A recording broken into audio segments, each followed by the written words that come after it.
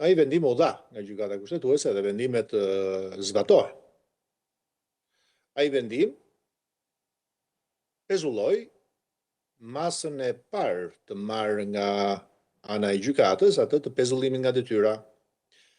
Sepse, siç edhe gjykata e ka arsyetuar, qëndrimi në detyrë i zonjës Balloku, me sa duket për ta, ka rezultuar se i dëmshëm për hetimet.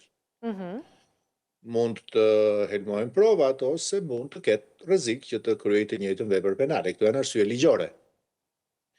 Nga momenti që gjykata kushtetuese e pa të udhës që ky vendim duhej pezulluar, ndaj Spakut lindi një detyrim tjetër.